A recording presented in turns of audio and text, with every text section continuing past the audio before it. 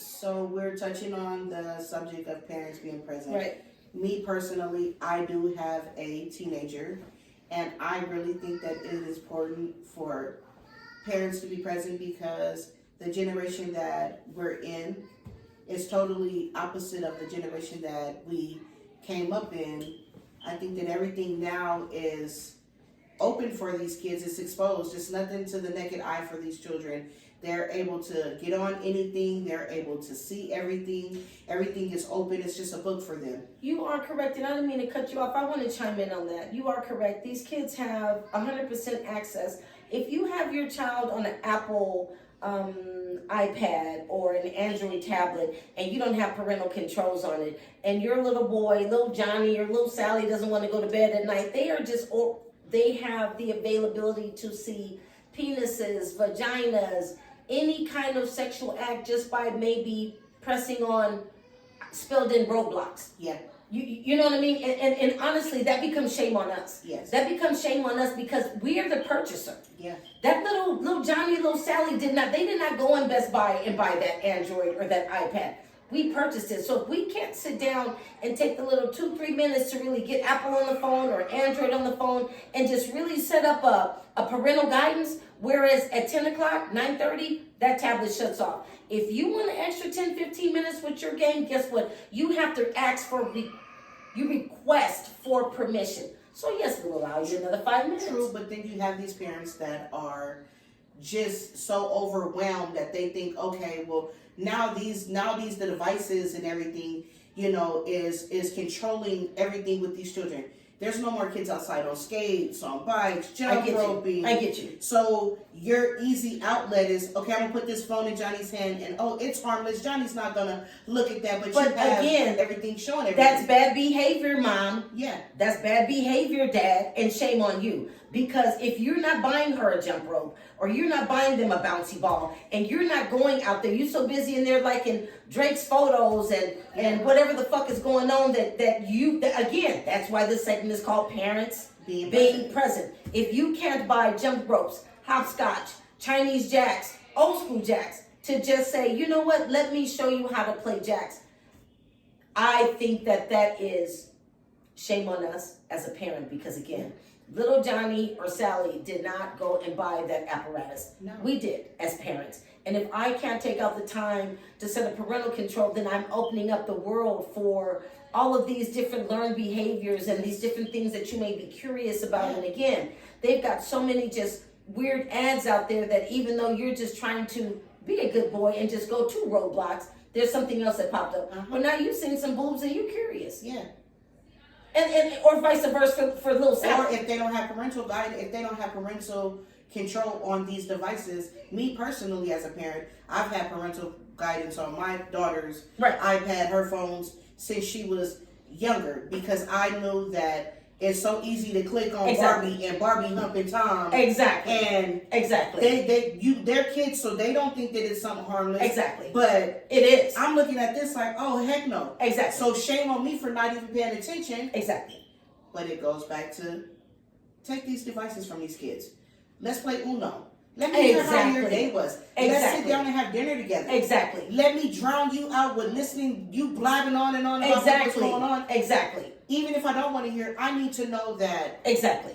Okay, my daughter is doing this, or she's I need accomplished to that. afford you the luxury to be able to talk. To tell me that Sally got on your nerves and you want to slap her. Exactly. Or you know what? I really hated being in third period today. Or if you're an elementary schooler, I hate recess because they don't want to play with me. Yeah. I think I actually picked the segment of parents being present because I had one of those children that were bullied. I had one of those children that was in the DI program and was learning a different language, has been in a dual immersion for 9 years, and the same kids that she were in there with at kinder is the same kids that she's in class with in the 3rd grade, the 4th grade, the 5th grade, the 7th, all the way. So there's times that these kids in elementary school would ostracize her, and everybody plays together, but we're all in the class together. And now at recess, my daughter is just sitting on the bench by herself. I understand how lonely that is. Yeah. And I also understand I afforded her the luxury to be able to talk about it, and let's go get ice cream. And let's now go to the skating rink. Or let me put you in dance class. Let's do something that these girls aren't. These girls go to school with you, but guess what? They may not be able to do this, this, and this. So we go to dance class. We go to hip hop dance class. You go to jazz. You go to ballet. All of these different things, and make a set of new friends. Yes. You know what I mean? Yes. So that while you're sitting on that bench, those kids in your everyday classroom may not want to play with you. That's fine. But every Tuesday and Wednesday, you've got a whole nother set of friends that are glad to see you. You know what I mean? And turn it around. And they may not have had the luxury of Exactly. speaking different language. Exactly. So it's intriguing to them to learn from you, because you're not in the bubble of everybody is on the same level. So these kids are just regular. They just know one language, and they're learning from you different languages. Or and they fine with that. It was more so about she didn't the language barrier was never an issue because she's been in DI since kinder. It was more so about acceptance. By she was the youngest child, and my kids are so spread it out in ages. She lived a life of an only child. Yeah. So she never gone to school with her sisters. You know what I mean? So it was just always, she just had to be there by herself. And if you're a loner that have not accepted being a loner, yes, it could be a lonely place. it can. If you are a loner that has accepted, hey, I'm a loner, then you're going to have a Rubik's Cube and finger fidgets and all this other. I'm a loner that has accepted being a loner. My tribe is no tribe. I'm still looking. You know what I mean? Anyway, but I'm comfortable in my skin. Yeah.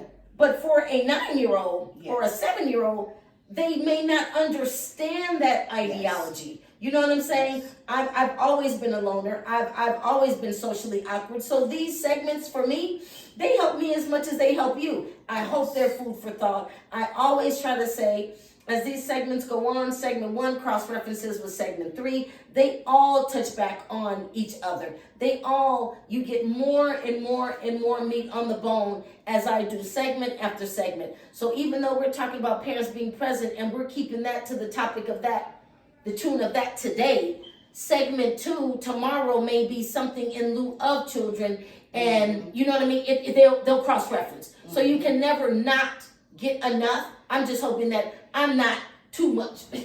Yeah. Because I can get on the bullshit, and we're going to get on the bullshit. And if you need a shot, we got that too. Because some of these segments, you're going to need to unwind, because, I mean, it's going to get hot in here, you know? So And it does. But just for today, we are... Don't tone it down. We're trying to keep it to the parents being present. I'm going to be putting up a 1-800 number soon, because I would really like to think... I'm sorry, I didn't mean to say think. I would really like to hear from you and what you think about that segment and what you think about parents being present and how that may have worked for you or against you. However, that's where we are being vocal and being open. And again, I've seen lots of little boys and little girls be bullied. My child has been bullied. Our bedroom doors, the walls are right here. She's on the opposite side of my wall. So I've heard her cry. Yeah. And anyone that has had a child that has been bullied, it is very hard. It is very horrible. And I have tried to resolve it in the manner of, we can just, check you out tomorrow. You never have to see them. However, sometimes that's easier said than done. And I have to follow the child's lead because they understand the ramifications of that. Meaning, if I check you out of there today, you're now getting ready to be homeschooled, and all bullshit aside, if you think you're lonely now, shit, you ain't gonna have nobody. So it's a lot of, we need to really peel back the layers and look at the big pictures. And how far are you putting yourself out there to be their friend? I'm not saying so much go out on a limb, but just really not so much want to be accepted, but just really trying to meet somebody where they are. Yeah. I have to meet people where they are on the job. Yeah. I work every day. You know what I mean? Yeah. But what people don't understand is, okay, I have 2 children, and yes, I have look at it. And my kids are 11 years apart. So my baby is the youngest and is a loner and was on virtual. And her transition from virtual to in person was a big adjustment, not only for her, but it was for me because I was afraid of her going into high school, never going through junior high. Right. And being bullied, being easy target to be Right. susceptible to want to try things or Right. anything because Hell, I was scared for her. everything was foreign. Exactly. So for me, I'm just thankful that my daughter is not a follower. Right. She's more of a watcher, and she's not the type of young lady that wants to be or do or follow behind anything. I think that, let me tell you first and foremost, I think that you've done a great job. I was just as concerned as you were because all of these things were foreign to her. How is she going to receive them? What are they going to sound like? Not that she's an alien, just that I've never been in recess like you. Yes. You know what I mean? I've been in recess. Am I going to find my grade. periods? Yes. You know what I mean? This is a big campus. I mean, Yes. just all of these things. But I've been there at a new school, and it was weird for me. But because it was weird for me, Yes. she navigated through flawlessly. Yes. And I admire that. Thank you. And I for admire me, that. when she came home and she was like, "Mom, her first week at school, they're asking her, do you drink? You smoke? Yeah, she told We me. got beatboxes. I Exactly. got vapes." Exactly. And she was like, "I don't do none of that." Right. And that made me proud as a mom. And she's open enough to come home for us to be present. And have the A dialogue. conversation, the Exactly. conversations, whether it's Exactly. me or her father, Exactly. she has an open door Exactly. where she can say how she feels. And a lot of people don't understand it. They say, "Hey, she's a little too boisterous." And I say, well, you know, in this generation, I'd rather her be boisterous than be out there on a boy. No, and I get you, but those that can't receive the vocal, I really think it's shame on them. Yes. Because you have to really look at, and I don't want this to sound that way, but I really don't know what they raised Yeah. or what their kids are like. Yes. And I'm saying that to say if they had kids that were non-vocal and they're now adults, look at how they turned out. Yeah.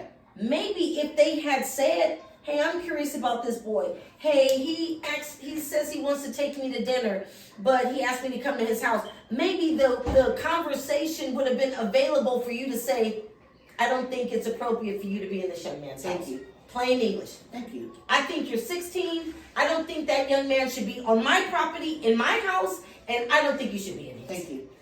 Plain English. Thank you. But I think if it's boundaries set and you know, a lot of people don't understand today that and the generation, if it's not a boundary set And we're not talking about boundaries, then there's no boundaries. thank you, and it's not a parent being present in Right. the household, Right. then the household is just being raised, they're raising themselves. Exactly. And And it's just shame a mom. on you. Exactly. So when your Exactly. daughter stand up and tell you in your face, "Well, you wasn't there for me," Exactly. you gotta take that because Exactly. when she needed you and she was crying in that room and you didn't hear those cries and you didn't Exactly. check in and say, Exactly. "Hey, I just got off work, but I know I'm tired. Come on, let's sit up and eat this cookie together." Exactly. Let me come in there. Let me Shame hold on you. you. Exactly. Let me hold you. Let me find out what's wrong. Fuck that school. I'll call that school and tell them you're not coming tomorrow. You know what I mean? Plain English, because your life and your growth and your Yes. potential, it matters to me. Yes. And if they tell you, "Hey, Mom, I'm not feeling it today," it ain't like it was when we were coming up. And it You was like, had "Hey, to go go. out to school, You had to go. and you better be sick or you better be dying." You had to go. And I was a motherfucking ditcher hardcore.